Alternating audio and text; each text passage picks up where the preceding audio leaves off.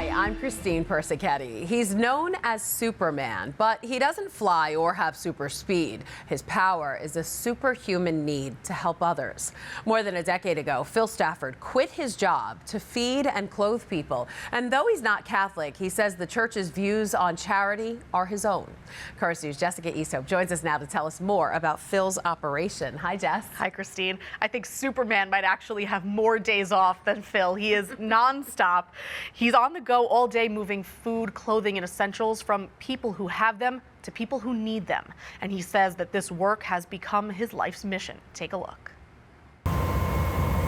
When Phil Stafford pulls up to Wawa and jumps out of his van, he takes on a new persona. It comes with a cape and a lot of compassion. Okay. He's there to pick up excess food to give to the hungry. More people know me as Superman than they know me as Phil. Basically, I started out by helping a food pantry, and the worker there said, "You're Superman," so then it stuck. 10 years ago, Phil quit his job as a painter and interior designer to be Superman full-time. Now he feeds more than 2,000 families a week as the executive director of his nonprofit, New Jersey Food and Clothing Rescue. During the week, Phil hits up around 10 grocery stores, taking whatever they don't want and giving it to those who do want it. All of that? His organization estimates that in New Jersey, 4 million pounds of food gets thrown out every day. The supply is there. There's plenty of food. The problem is the logistics, and that's where we come in and we say yes. And we pick it up and we work with our network to distribute the food.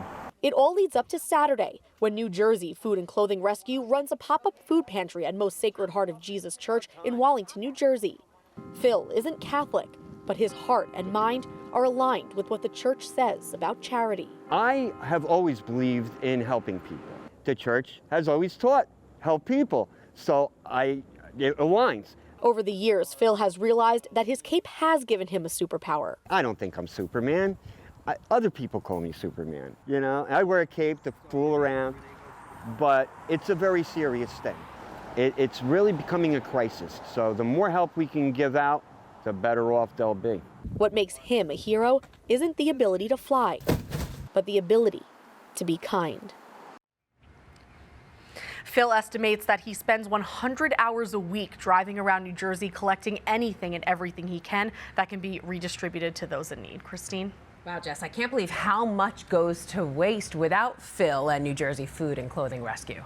Yeah, so according to New Jersey's Department of Environmental Protection, Americans throw out $218 billion of food every year.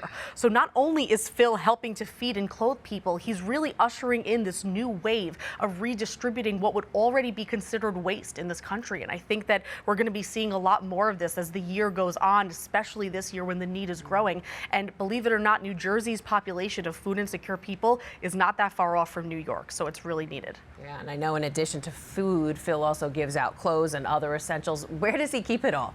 Yeah, so this is actually where Phil needs a hero himself, right? So they, right now, New Jersey Food and Clothing Rescue have a warehouse that they keep their excess goods, frozen food, things that don't need to be distributed immediately, and they're actually using it rent-free from a Good Samaritan. But that person is having some financial hardship, and they might be actually forced out of that warehouse space. And so he and his wife, Renee, are looking for an alternative right now. And so, you know, they're looking for some help.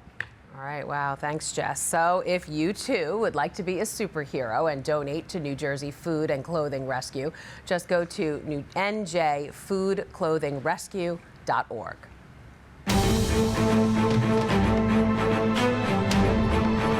In a developing pro-life win, the Supreme Court will hear arguments about Idaho's near-total abortion ban. The justices put a hold on the Idaho court ruling that blocked the Defense of Life Act. The law bans abortion except in cases of rape, incest, and when the physician deems it necessary to save the mother's life. Several Catholic organizations have filed amicus briefs in support of the law. The Supreme Court will hear the arguments in April. Meantime, Pope Francis spoke about issues of life when meeting with Vatican ambassadors Monday, calling for a universal ban on surrogacy. Ritengo desprecabile la pratica della cosiddetta maternità surrogata, che lede gravemente la dignità della donna e del figlio. The Holy Father also said with surrogacy, the unborn child is turned into an object of trafficking. It's that point that the U.S. bishops highlighted in their response to the Pope's statement on surrogacy. The prelates say this is why the Catholic Church teaches that the practice of surrogacy is not morally permissible. Instead, we should pray for and work towards a world that upholds the profound dignity of every person at every stage and in every circumstance of life.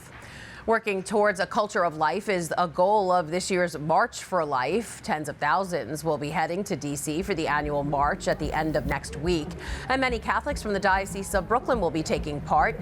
You can join them. The Diocese is providing 2 buses to D.C. One will depart at 6 a.m. on Friday, January 19th from the diocesan office in Brooklyn.